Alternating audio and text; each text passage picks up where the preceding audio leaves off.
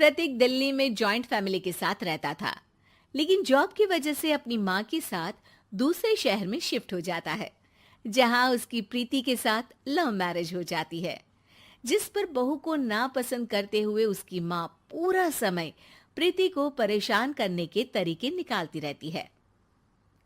प्रीति, कहाँ हो? सुबह का नाश्ता दोपहर में खिलाओगी क्या?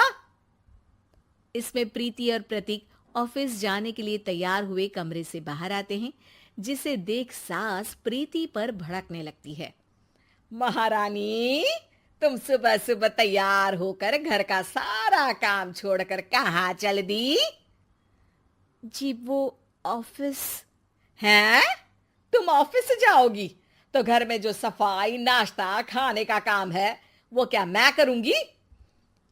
माँ, मैंने उससे वादा किया था कि वो जॉब कंटिन्यू कर सकती है। अरे वाह जी वाह, दोनों आपस में सलाह कर फैसले ले लिए।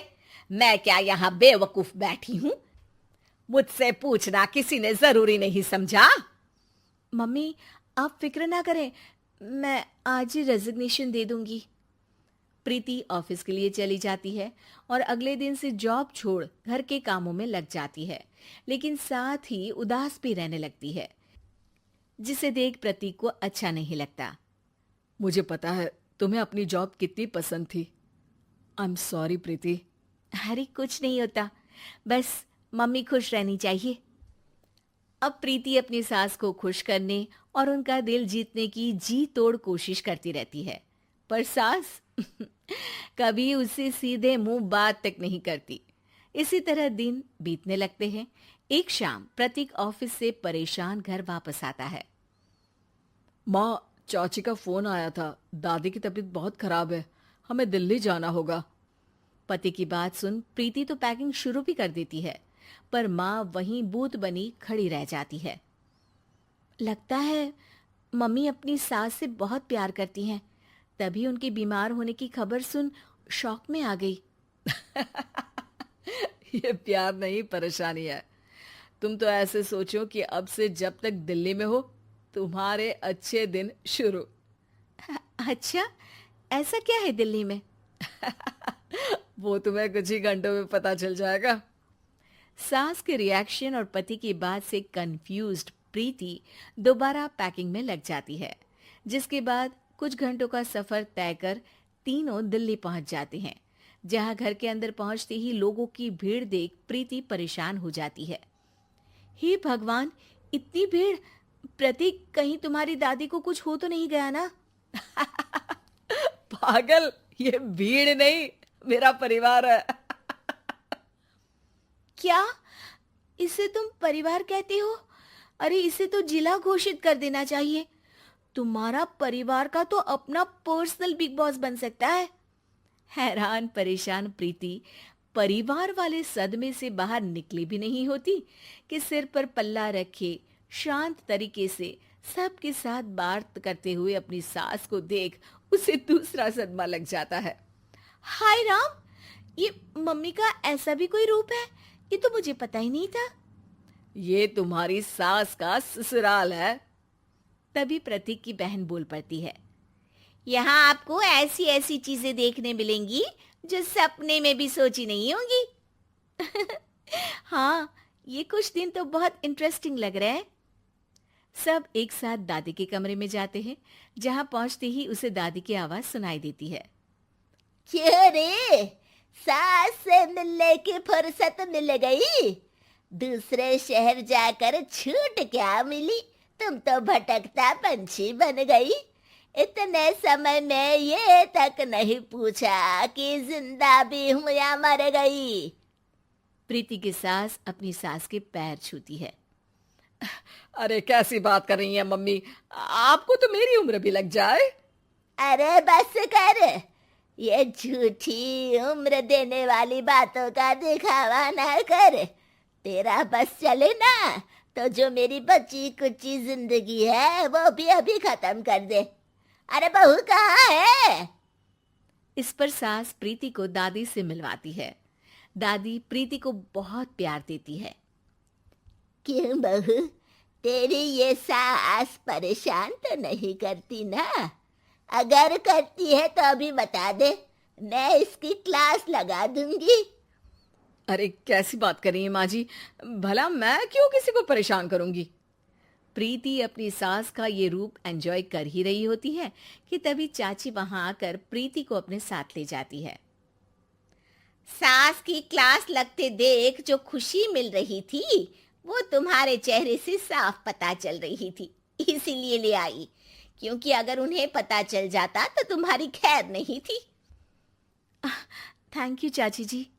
चाची और प्रीति घर में झूले पर बैठी बात कर ही रही होती है कि उसकी सास भी वहां आ जाती है। मतलब यहाँ सारा काम मैं करूं और तुम बैठी हंसी ठिठोली करो? अरे चलो जाओ खाना बनाओ। सास प्रीति को डांट कर काम करने भेज देती है, जिसे दादी देख लेती है और एक बार फिर सासू माँ की क्लास लग जाती है, जिसे पूरा परिवार मजे से खड़ा होकर देखने लगता है। क्यों रे, मैंने तुझे काम बोला और तू उस बच्ची को परेशान कर रही है? सास की कोई इज्जत रह गई है इस घर में या नहीं? यहाँ खुद की सास होते हुए भी ज्यादा बड़ी बन रही है। अब नहीं मम्मी जी, मैं तो बस थोड़ी मदद के लिए बोल रही थी। सास रसोई में जाकर काम करने लगती है और दादी प्रीति को लेकर वहां से चली जाती हैं। इसी तरह एक हफ्ता बीत जाता है, जिसमें दादी अपनी बहू को डर, इज्जत और प्यार का फर्क समझाती रहती है और प्रीति उसका मजा लेती है। वापस जाते हुए दादी प्रीति और उसकी सास दोनों को अपने पास बुलाती है। मेरी बहू जिद्दी और अड़ियल है, इसलिए उससे हमेशा सही काम करवाने के लिए मुझे सख्ती करनी पड़ती है। लेकिन तुम्हारी बहू अच्छी है, तेरी खुशी के लिए वो अपनी जॉब और सपने भी छोड़कर घर में बैठी है। अपनी बहू के साथ प्यार से रहो।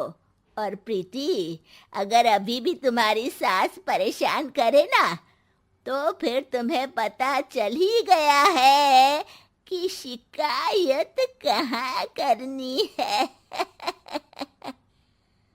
जी, अपनी सास की ससुराल में उनकी सासू माँ के पास। सास की हाई हील्स। बेचारी रूपा, शॉर्ट हाइट तो थी ही, ऊपर से पति मिला वो भी 6 फुट का। क्या रूपा, शादी को 30 साल हो गए, लेकिन कभी तुम्हें ये हाई हील्स के बिना नहीं देखा। क्या करोगे देखकर बिना हिल्स के? छोटी हाइट है ना, इसलिए ऐसा बोल रहे हो। मैंने कहा तुम्हें कहा कि तुम्हें भी तो मैंने घुटने के बल नहीं देखा। वो तो है, लेकिन कोई बात नहीं, तुम्हारी हाई हील्स के कारण कभी मुझे ये फील ही नहीं हुआ कि तुम शॉर्ट हाइटेड हो। हाँ भाई, तभी तो जान जाए लेकिन हिल्स ना जाए। अच्छा, वो कल ना हमें बहू देखने चलना है बेटे के लिए, तो सारी तैयारियां कर लेना। और हाँ, देख लेना कि बहू की हाइट ठीक हो तभी हाँ करना। पता चला कि उस बेचारी को भी सारी जिंदगी हिल्स डालनी पड़ जाए। अरे बस भी करो, ऐसा भी नहीं है, उसके लिए तो मैं लंबी लड़की ही देखूंगी। बेटे के साथ माँ बाप दोनों लड़की देखने जाते हैं, लेकिन ये क्या, लड़की की हाइट भी काफी होती है। माँ, ये लड़की ठीक है, देखो हाइट भी बिल्कुल मेरे बराबर ही है ना? हाँ हाँ रूपा, रिश्ते को हाँ कर दे, ऐसा रिश्ता बार बार नहीं मिलता, हाँ कर दे। लेकिन न जाने क्यों एक परफेक्ट मैच भी रूपा को ठीक नहीं लग रहा था। अरे क्या सोच रही हैं रूपा जी, बहू से कुछ सवाल करना है तो पूछ लो। हाँ, वो बेटी, तुम्हें नहीं लगता कि तुम्हारी लंबाई थोड़ी ज्यादा है? वो तो भला हो मेरे लड़के का जो इतना लंबा है, वरना तो शादी होनी थोड़ी मुश्किल नहीं हो जाती। ओह नो, कैसी बात कर रही हैं आप?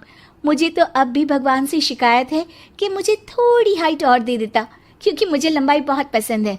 हैं? अच्छा, ओके। वैसे जब अब सबको रिश्ता पसंद ही है तो मुझे भी पसंद है। रूपा परिवार के साथ रिश्ता पक्का करके घर आ जाती है, लेकिन मन में काफी परेशान रहती है। अरे क्या हुआ रूपा, जब से बेटे के लिए बहू फाइनल की है परेशान सी लग रही हो, सब ठीक तो है ना? हाँ, बस यही सोच रही थी कि बेटा लंबा, पति लंबा और बहू भी। मुझे जीवन में कभी हिल्स से छुटकारा मिलेगा ही नहीं क्या? अच्छा तो ये परेशानी है। अरे तो क्या हो गया, जैसे हम लोगों के लेवल को हिल्स से मेंटेन रखा है वैसे ही बहू के साथ भी रखना, क्या गलत है इसमें? हाँ, लेकिन मुझे लगा कि वो थोड़ी अपनी लंबाई को लेकर घमंड में रहती है। देखा कैसी पटर पटर जबान चला रही थी। क्यों? अरे छोड़ो ना, तुम्हें क्या करना है? उसे लंबाई पसंद होगी तो क्या रही है, तुमने पूछा भी तो ऐसा ही सवाल था ना। तभी वहां बेटा आ जाता है। क्या हुआ माँ पापा, क्या बात हो रही है? अरे तेरी होने वाली बीवी के बारे में बात चल रही है। कैसे बोल रही थी, मुझे तो लंबाई पसंद है। अरे इतनी तो लंबी है, और कितनी लंबाई पसंद है? और मुझे देखो, मैं कितनी शॉर्ट हाइटेड हूँ, लेकिन मैंने तो कभी भगवान से इसके लिए शिकायत नहीं की। अरे करोगी भी क्यों माँ, हर समय हाई हिल्स में आपने सब कुछ मेंटेन जो रखा हुआ है।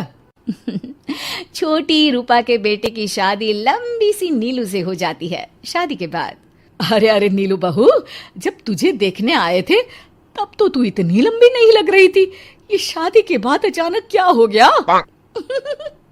अरे सासू माँ, हिल्स पहनी है ना मैंने, आपको तो पता है मुझे लंबा लगना कितना अच्छा लगता है। रूपा बेचारी अब अपनी हाई हिल्स के साथ भी बहू की बराबरी नहीं कर पा रही थी। एक बार वो बहू के साथ बाजार जा रही थी कि पड़ोसन, हाय रे बेचारी रूपा की किस्मत, मुझे तो तरस आता है कभी कभी। अरे पहले पति लंबा था तो हिल्स ना उतरी, फिर बेटा, और अब तो बहू, वो तो माशाल्लाह। हाँ हाँ, ठिंगनी कहीं की। रूपा और बहू पड़ोसियों की बात सुन लेते हैं। घर आकर, बहू तुम जब मेरे साथ जाती हो ना तब हिल्स मत पहना करो, मेरी हाइट कम है, ऊपर से तुम लंबी और उसके ऊपर से तुम्हारी हिल्स। अरे कैसी बात कर रही हैं माँ जी, मैं आपके लिए अपनी हिल्स क्यों उतारूं? ये मेरी चॉइस है, मुझे लंबा लगना पसंद है तो है।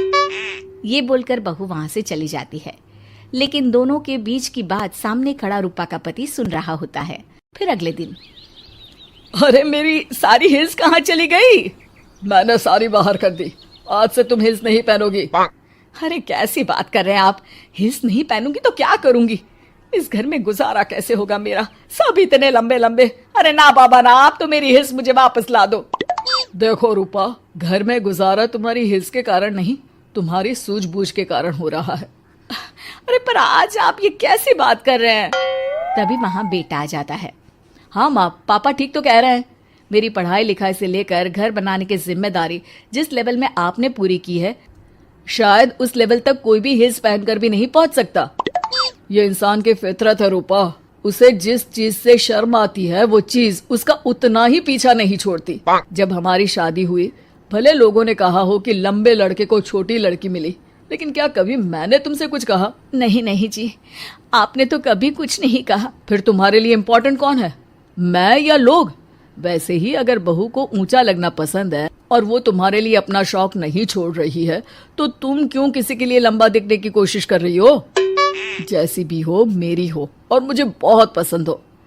रूपा को समझ में आ जाता है कि उसकी हिल्स पहनने की जरूरत अब खत्म हो चुकी है। एक बार वो बहू के साथ बाजार जा रही थी, वो भी बिना हिल्स के। वही पड़ोसी, अरे ये बहू को तो देखो, एक तो इतनी लंबी, ऊपर से हिल्स। अरे ऊंट लग रही है ऊंट। उस दिन तो सास के साथ चलती ठीक लग रही थी, आज तो जिराफ लग रही है। घर आकर बहू कहती है, माँ जी ये क्या मजाक है, आपने आज हिल्स क्यों नहीं पहनी? मेरे साथ चला करे तो हिल्स पहना करे, मैं कुछ ज्यादा ही लंबी लगती हूँ। वो बहू, मैं जैसी हूँ ना वैसे ही लोगों के सामने रहना चाहती हूँ। छोटी हाइट की हूँ तो लंबी लगने की कोशिश भी मैं क्यों करूँ? मुझे तो छोटा लगना अच्छा लगता है।